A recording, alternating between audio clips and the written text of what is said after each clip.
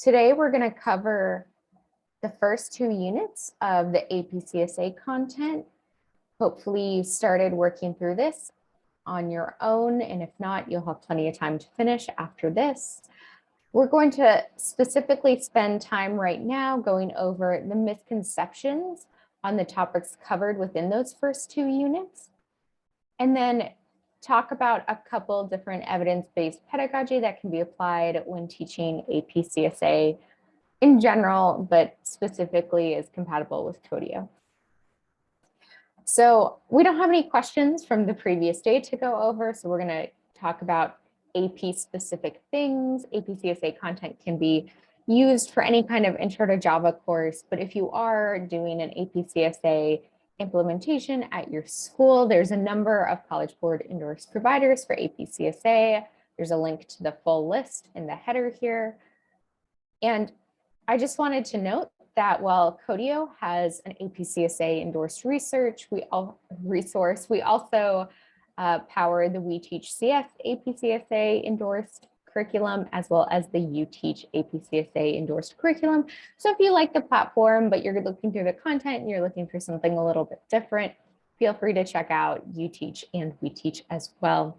I would also like to point out that AP or College Board wants to make sure you know that this professional learning is not a College Board sponsored AP workshop. College Board offers AP Summer Institutes and one-day workshops that support teaching and pedagogy, and you can look at their website for details on that.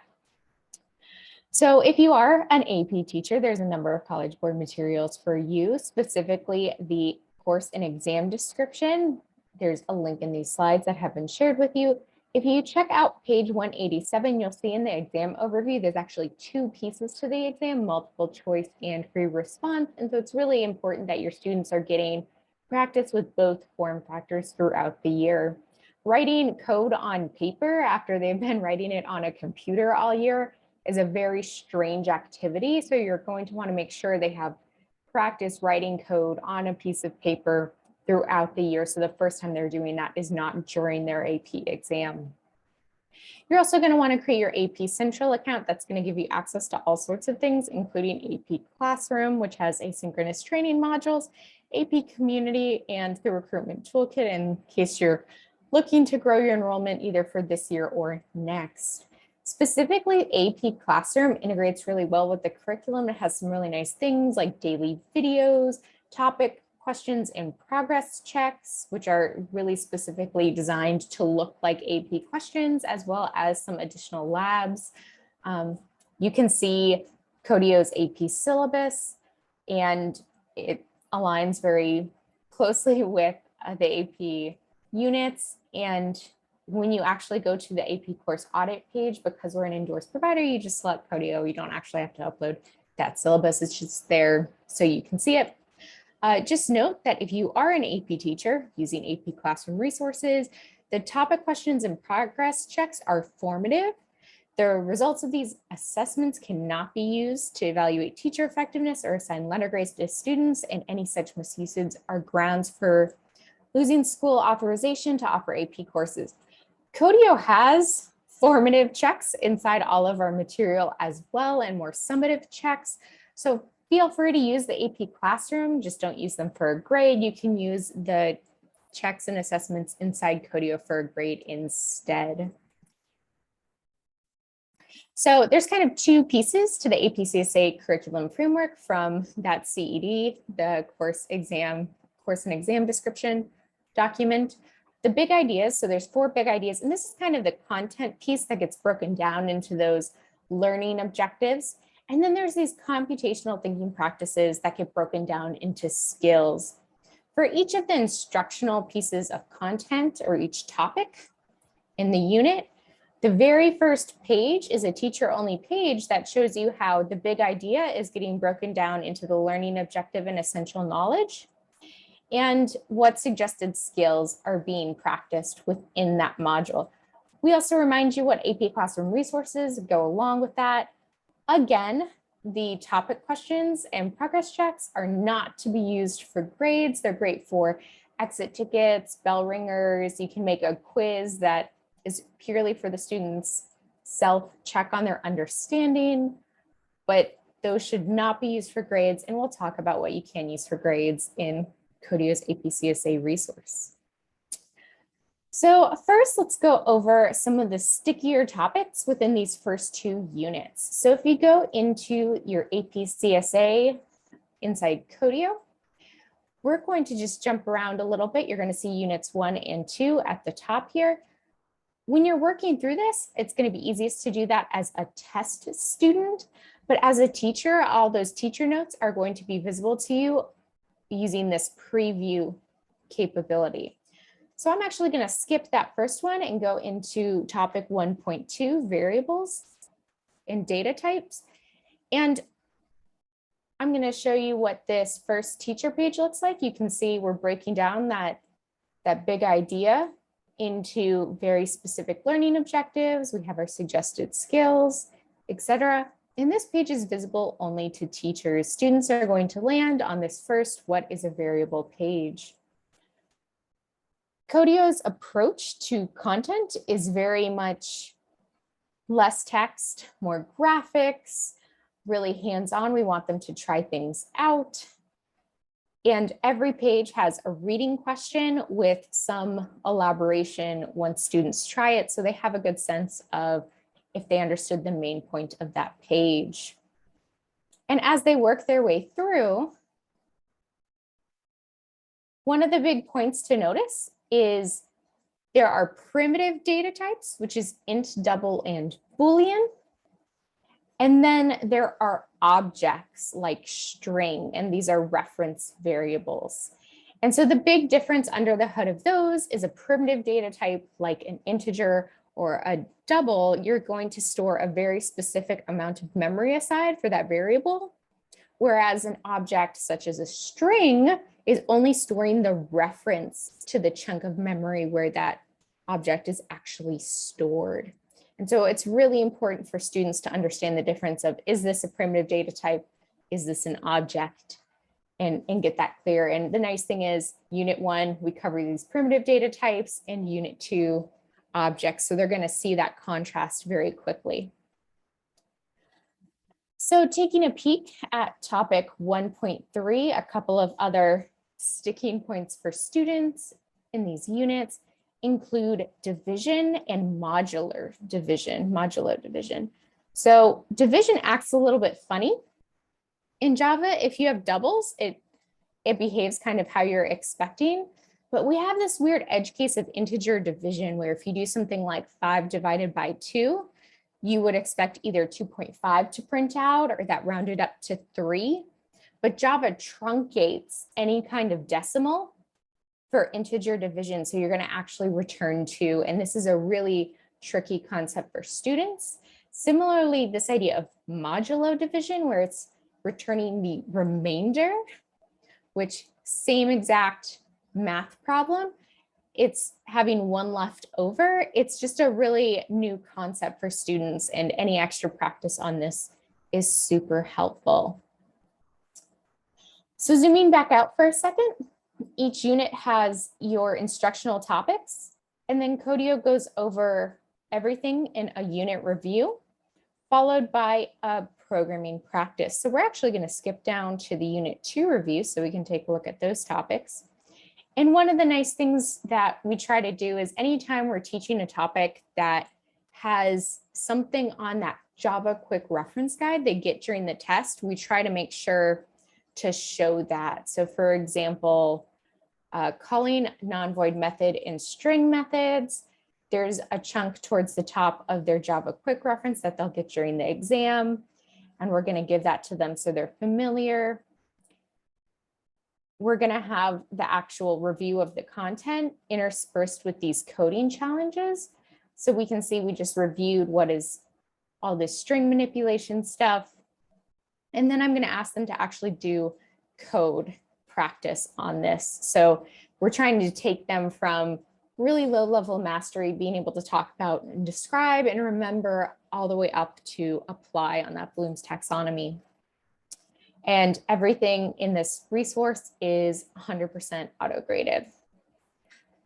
So similarly, Using the math class is also in Unit 2, and you'll see there's a chunk on that Java quick reference that we're going to present to the students. So the first time they see that isn't on the exam.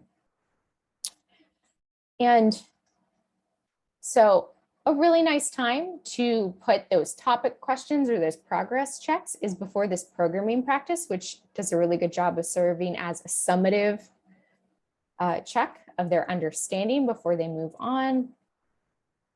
And there's a nice reminder that you can have them do this progress check before they start this summative assessment. And this is the many small problems approach. So we're not asking them to do one giant lab covering these topics. We're going to ask them to try these much smaller exercises. So if they get stuck, they can move on to the next one. They're able to kind of actually get something finished within a class period. And again, anytime there's the Java quick reference that's sort of relevant to the question we're asking, we're trying to make that familiarity. We have solutions which are only visible to teachers, so you don't have to try to solve this yourself if you don't want to. And just to note that these questions get harder as they go through, so we're really trying to slowly scaffold and ramp up their understanding as they work through this content. And so, for example, Unit 2 has 6 distinct exercises, and you can see in this last one we're doing, we're going to have to declare a variable, do some operations, do some typecasting, and we're really combining a lot of the concepts that we've covered in this unit in the previous one. So those are kind of some of the stickier points in the actual content in these 2 units. But there's some misconceptions that computer science education research has identified as particularly tricky. So one thing students expect is for the compiler to run code like a human would. And like I was saying, there's this weird integer division use case where they just assume it's going to be 2.5 or 3 because that's how a human would answer that question. And so anything you can do in terms of like exit tickets to try to get them used to not falling into this misconception. Compilers do reasonable or obvious things. So in this case, this should really be self.num because we're trying to assign the parameter or argument num to the class instance or attribute num. And so it assumes that this makes sense and the compiler is going to throw an error on that. Variable names affect the code. So this will really break students' heads a little bit. That smallest is 1,000 and largest is negative 1,000 when it doesn't really align with what we know the meaning of those words to be. The computer doesn't care what the variable name is. Assignment statements are equations. So particularly if you have students in algebra at the same time, they really want to switch around the assignment variable or assigning a value to a variable. They don't care that, well, this is the same as the second line, but the second line isn't proper in code. Equations cannot be written both ways like they can in algebra class. So that kind of throws them a little bit. Oftentimes, if students have not been to algebra, we talk about variables as a box that holds a number, and they're going to put this value inside this box labeled, in this case, X. So first I'm going to put this value 5 inside this box X, and then I'm going to put this value 7 inside this box X. And so it's really easy for students to get this impression that, oh, wait, so X has 2 numbers, it has 5 and 7, because when we use a metaphor like a box can hold multiple things. So it's really easy for them to think, oh, well, then this variable can hold multiple things. And that metaphor breaks down, and if that's not clearly explained, can lead to a misconception for the students. Some other things is, once again, thinking about that box metaphor, you can empty a variable. I'm going to take this 39 out of num1 and put it in the num2 box.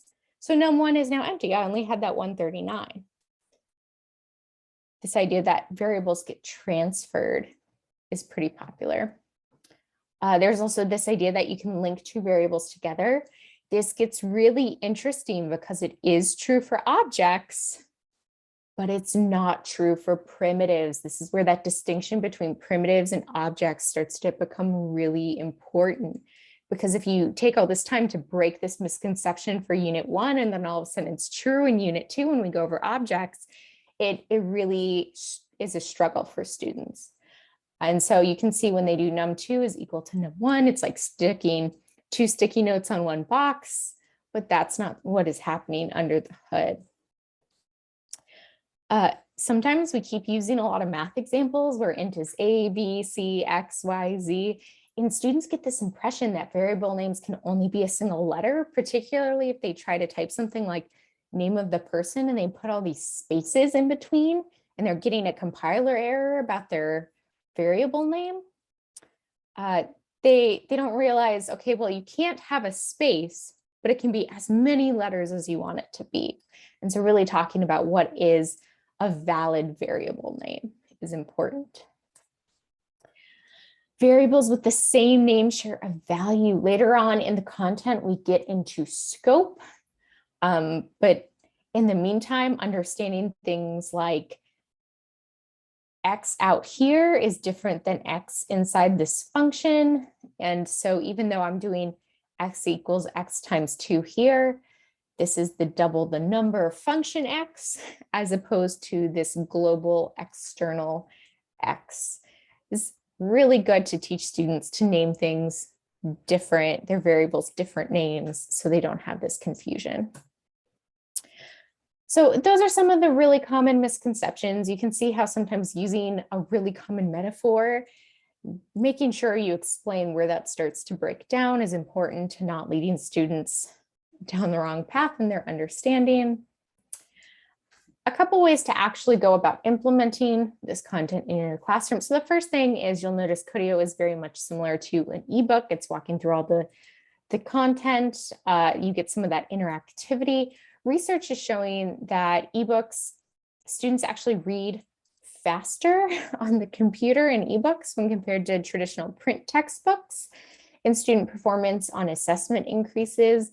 We did a survey a few years ago, and we found that participants saw improved student understanding, increased student engagement, and they were able to cover more material using ebooks. And one of the biggest things is you have access to features not found in traditional print books. Students can actually try things out, use other things we'll talk about like Parsons problems, code visualizer, get those instant feedback pieces from their assessments, those reading questions. And another thing, because everything's kind of written out for the students and they can tinker with it, you can actually flip your classroom. So if you have students with pretty reliable access to computers and internet outside of the classroom, not true for everyone, but for some, students can actually work on those topic pieces outside of the class. They're not very long typically. And then when they come into class time, they can focus on larger concepts and projects and actually get to do more hands-on learning during class when they have the support of the teacher. And so it's really easy for students to do those instructional pieces at home, get instant feedback from formative assessments, and then come in and maybe work on a larger project. And so what this looks like is if you flip your classroom because you have more experienced students with computer access, they would work on the ebook as homework. They'd come in and you could look at what questions they were all missing in those formative assessments, cover anything that they were struggling with, actually have most of the class to do programming practice. And you can use something like an exit ticket to either practice an AP style question using those topic questions, or something that really digs in at a misconception relevant to that topic. This allows you to cover more material because they're doing a lot of that initial kind of more shallow learning at home before they're really digging in and applying it during the class time. You can add more programming projects, and there's lots of opportunity for feedback in the case that they're getting instant feedback at home during that working through that ebook, as well as getting feedback during the exit ticket.